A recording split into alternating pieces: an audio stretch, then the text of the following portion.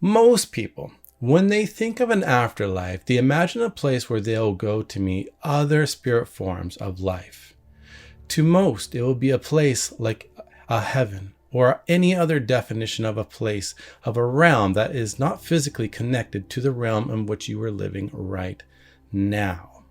Others believe in reincarnation, while some believe that there is nothing that happens after we die at all.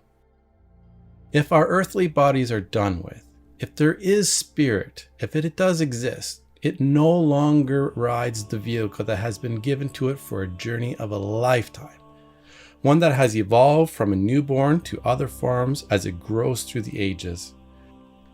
So what is spirit, and what does it look like? Often people associate the look of the spirit with a human form, and visually imagine that their own spirit is a likeness of them in some way. But does that make sense when we don't have a reference of what our spirit looked like before it entered the realm of this universe? And a greater question is, what would the function of the human body serve to a spirit? People of many variety of spiritual beliefs seem to conclude that the spirit is non-physical. It is some form of energy that is not solid matter, one that can float or fly. It can pass through any form in this universe without contact of any kind, and yet it is also invisible to the human eye unless purposely made by the spirit. Sometimes referred to being of light, this can be imagined like a light of smoke that has no weight and at times can be slightly or fully transparent. This form, when in the presence of all spirits, they can see each other. They can connect with each other and communicate with each other, all on a level that is different than the humans and other creatures that we know of this world. So let's look at the human body. Every aspect of the body has a specific function. Our bones, our organs, from our brain, our heart, our eyes, our lungs, our nose, our mouth, and so on. The whole system of the body has components that are specific to the survival of the human being. Take away some of these components and a person will lose certain advantages such as eyesight. No eyes, cannot see. No ears, and a person cannot hear. No nose, lungs, or breathing mechanism, and the body could not bring in air and transfer to the cells the essence of human life. Oxygen. Think of any part of the human body and think of its function. Now ask yourself the question, why would spirit need such things? Everyone has visual features that make us unique looking among other people. We recognize people on their facial features, their physique, and you can even get super specific about a person by looking at their biological makeup through their DNA and their genetics. And all of those identifiers are specific to the human body. Other forms of life work in the same way. So let us look closer at the spiritual form. I ask questions as to why spirit of any form would have the need for a nose and lungs. If it does not require the need to breathe, then there is no requirement for such a mechanism. That goes for the heart, as there is no need to pump blood through the body. No legs are needed, no arms are needed. There is nothing from the human body that is needed. Does the spirit need eyes, for example? I think being able to experience the environment would be a necessary thing for the spirit. How does it connect? How does it interact with its environment? I do not feel that a visual mechanism such as eyeballs that are connected with neurons to the brain is going to be part of it. After all those things require components made of matter, and spirit is non-matter. So, all in the way of spirits being able to see, hear, communicate by way of talking would not function in the same way as an earth form would. So I do not feel that my spirit would resemble me in any way, unless there was some desire for me to have an identity in the afterworld that resembles my human experience. The form that it takes in the human life is a resemblance that is connected to your birth family, your mother and your father, and your lineage before that. And I would ask myself, What version of myself would I choose?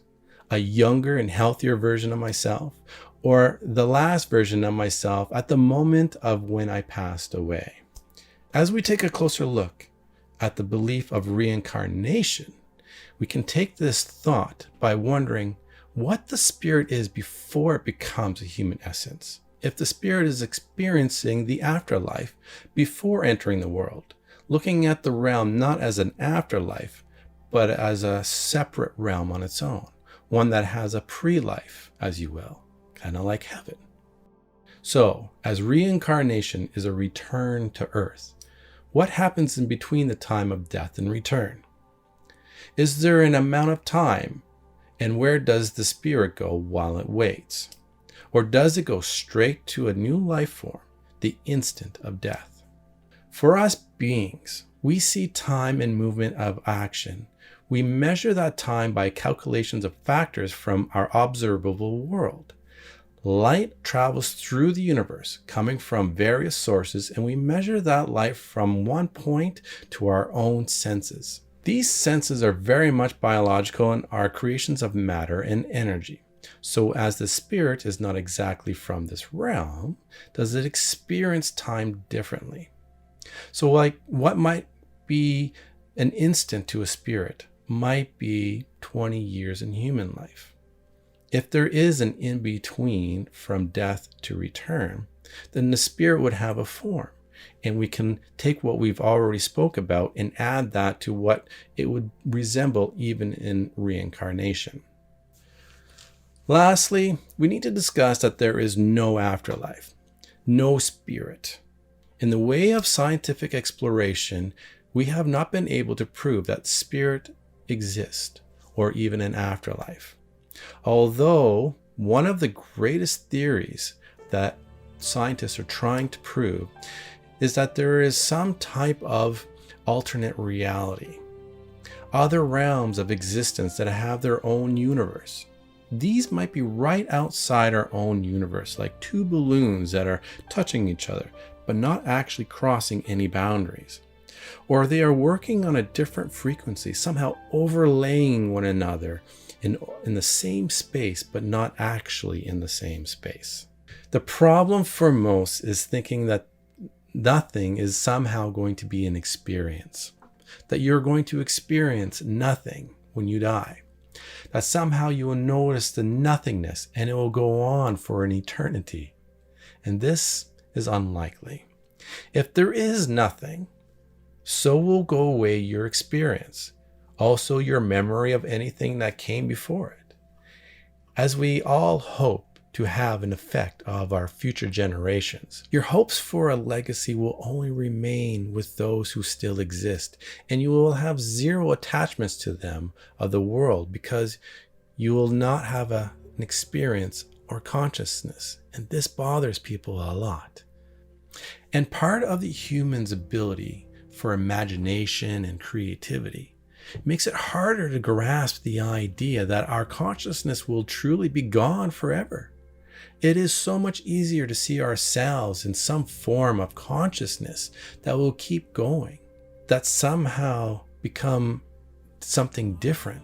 And in many cases, we imagine that our afterlife and our spirit has something far greater than a human body and our worldly experiences as a whole. So, if spirit does exist, what does it look like? Is it a form of our human selves at some point in our lives that we carry over in some sort of memory, some sort of physical memory that passes on into the spirit world? Or is it some form of light or smoke or a light of smoke? Or is it just a consciousness, something that is completely connected to everything in existence in the spirit world, connected to other spirits as one? Or is it absolutely nothing? I hope you enjoyed this analysis of what your spirit would look like in the afterlife. And the truth is no matter what anyone says, we really don't know.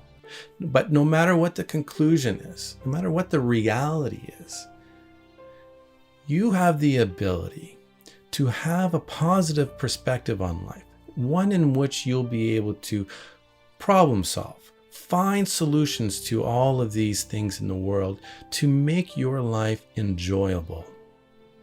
And that's what I wish for all of you, to enjoy life.